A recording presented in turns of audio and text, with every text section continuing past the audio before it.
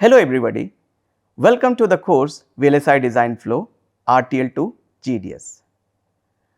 I am Sneh Saurabh, Associate Professor, IIIT, Delhi. I am the instructor for this course. In this video, I will be giving a few important details about the course.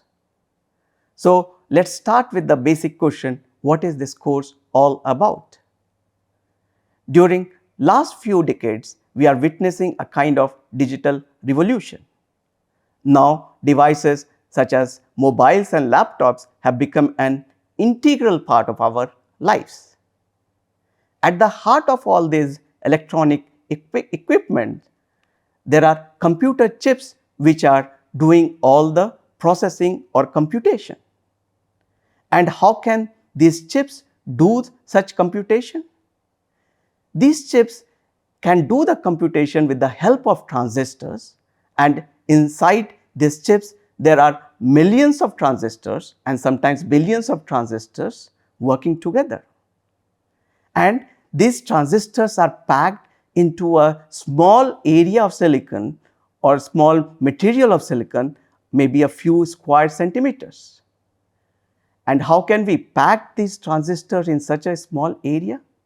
We can pack these transistors because these transistors are of nanoscale sizes, which is even smaller than the size of the coronavirus. So, these things perhaps you might already be knowing. But do you know that how a chip is designed? By designing, I mean that how do we decide that what should be the parameters of the transistors that are in the chip? For example, their length and width. Then how do we connect these million transistors such that we get the desired functionality? Also, we need to arrange these transistors and put it on the layout or on silicon wafer such that it deliver the functionality. Now, these are very mind-boggling tasks, especially because the number of transistors involved is humongous. However, we are able to do such a Herculean task or a challenging task of designing a chip with the help of a technology which is known as VLSI design technology. VLSI stands for Very Large Scale Integration, which means that basically we can integrate or put lot of transistor in a chip. So, at the top level, this course is all about VLSI design technology. Now, let us look or take a closer look at what is VLSI design technology. We understood that the designing of a chip is a really challenging task, and to simplify it, what we do is that we break the whole task into smaller, simpler tasks and organize those tasks in a form of a flow, which is shown in this figure. So, we start with an idea about what we want to build, maybe a processor or maybe a chip related to security or a chip related to communication or whatever the functionality is. So, we start with an idea, and then what we do is a kind of system level design. And at the end of system level design, we get a description of a design in terms of logic. And this design is known as an RTL design. And then we subject this RTL design to the implementation flow in which we decide the logical view of the design and also take it through the physical design step, and at the end of it what we get is a layout in the GDS format. So, this layout basically contains all the design information, meaning what are the sizes of the transistors, how they are connected and how they are organized on the layout. And with the help of this GDS, we can do the fabrication, or we can send this GDS file to the fabrication unit, and they can fabricate the chip and we get the final chip out of it. So this is basically a VLSI design flow, and this is a very difficult task, and to simplify it, we need to take help of lot of electronic design automation tools, or EDA tools we call, or we also call them as CAD tools, computer aided design tools. So these tools are not push button tools, meaning that it is not that we give an input to this tool and this just produces a correct output. We need to use these tools very carefully, and we need to use or utilize our creativity while giving inputs to these tools. And once these tools produce an output, we need to use all our analytical skills to understand its output and perhaps modify our inputs. So the linear flow of design or design flow that I have shown here is actually complicated by lots of loops in this flow, meaning that we modify the inputs and then run the tools again and get the result and carry such iterations multiple times. So in this course, we'll be looking at all these complications of the design flow. And in this flow, we'll be particularly be focusing on the part from RTL to GDS, meaning that how do we transform and design at the logic level, which is an RTL, to GDS, which is the layout. We'll be concentrating on this part because this is an area where lots of design effort is needed. And that's why the name of this course is VLSI Design Flow RTL to GDS. Now, who should take this course? So, I believe that all UG students in the branches of electronics, electrical, computer science, instrumentation and allied branches should take this course. Especially the students who are planning to make a career in semiconductor industry, they should take this course. Why? Because it will enhance the employability of the students and will make them ready to undertake careers in the semiconductor industry. Moreover, this course can be refresher for the professionals in the industry also. Additionally, in this course, we'll be looking into the assumptions of the EDA tools, their capabilities, their limitations, and what common mistakes designers make. And therefore, even for the professionals, this course will be very useful because the learnings of this course can be used in their projects to avoid mistakes and make them or transform them from a good designer to an excellent designer. And this course will also be useful for the folks who wants to know the design flow in detail or take a holistic view of a design. Now, what are the expected learning outcomes of this course? So, at the end of the course, a participant is expected to clearly understand each design and verification step in the VLSI design flow and its purpose and significance, and is able to evaluate various trade-offs. By trade-off, we mean that when we make some improvement in some parameters of a design, some other parameter may be affected also, they may become worse or so on. So, designing is always a kind of balancing act. So, in this course, we will be looking at those balancing act and how to come up to engineering decisions in a more systematic way.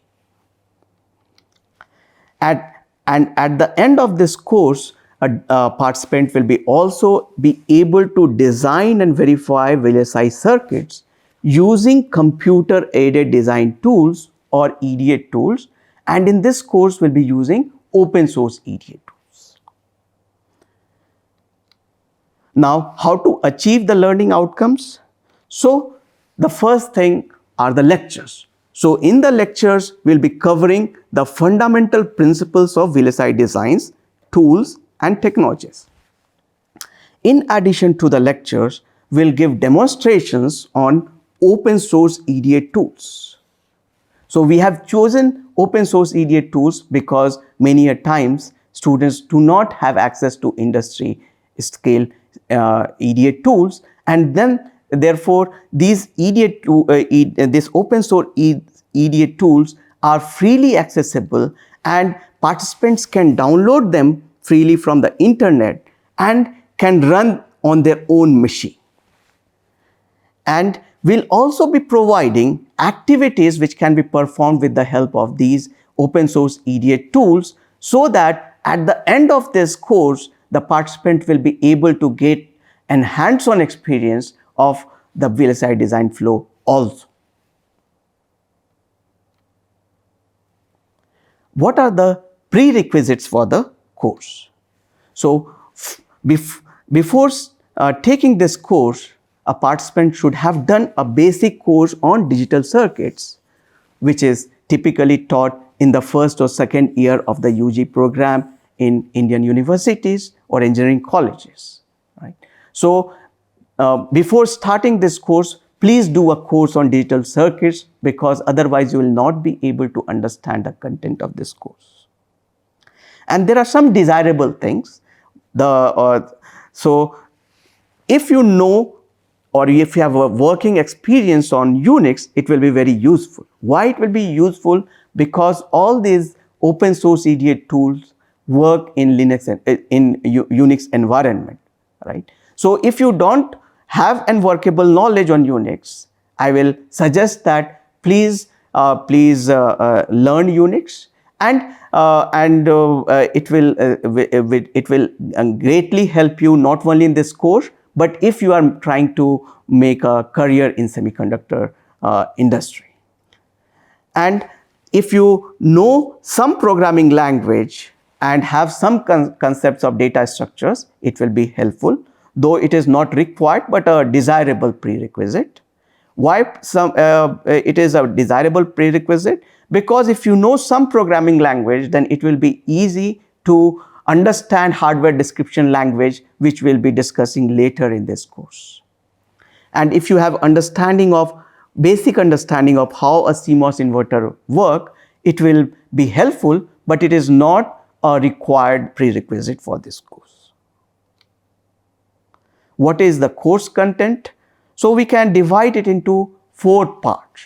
The first part is a kind of an overview of VLSI design flow.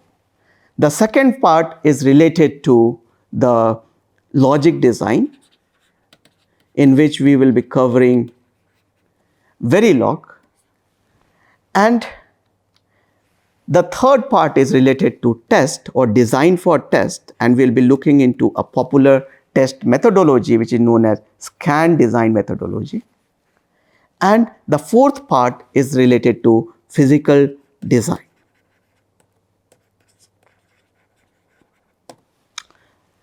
So these 4 parts will be covering in the lectures. Now, which textbook to follow? So in this course, we'll be following the book Introduction to VLSI Design Flow, which has been written by me and which has been published by Cambridge University Press. To the best of my knowledge, this is one of the first books that covers the entire VLSI design flow, not only the implementation, but verification and test part also. But there are many good books which are focused on particular area of VLSI design flow. For example, there are good books for logic synthesis, timing analysis, and say test. So I'm listing a few of them. For example, Micheli's book on synthesis, Bhaskar's and Chadda's book on timing analysis, and Bushnell and Agarwal book on testing. So these are only a few references. There will be other references that I will be giving during my lectures. Now, where to apply the learning of this course? So this This course is a skill-based, industry-oriented course. So just let me give you a brief background about myself. I have worked in the semiconductor industry for more than 15 years before moving to academics. So I have designed this course by taking inputs from the professionals in the industry and have tried to make this course as much relevant to the industry as much as possible. And since last 6 years, I have been teaching course on VLSI design flow at IIIT Delhi. And from the feedback of the students who have graduated from our institute, I understand that this course helped them greatly in their career in the semiconductor industry. So not only during getting the job, but also during their careers or during their work as a professional in the semiconductor industry. So I believe that the learning of this course will be extensively used in the semiconductor industry. And so to name the few companies where the learning of this course will be valuable, I am listing down the names of a few companies. So these companies are Qualcomm, Intel, AMD, Texas Instruments, NXP, ST Microelectronics, Micron Technology, IBM, Cadence, Synopsys, Siemens, ARM, NVIDIA, Apple, and Google. I am naming these companies because I have got feedback from the students that the learning of this course have been useful in these companies. So to summarize, this course will cover not only the basic principles of VLSI design flow, but will also give you an opportunity to gain hands-on experience with the open source CAD tools. Currently, there is a severe shortage of engineers in the semiconductor industry who possess such kind of skills. Therefore, I believe that if you do this course, it will improve your employability significantly, and you can become an asset to the semiconductor industry and can also contribute towards the nation's ambition of being self-reliant in semiconductors. So I welcome you all to join me in this journey called VLSI Design Flow RTL to GDS. See you all in the lectures. Thank you very much.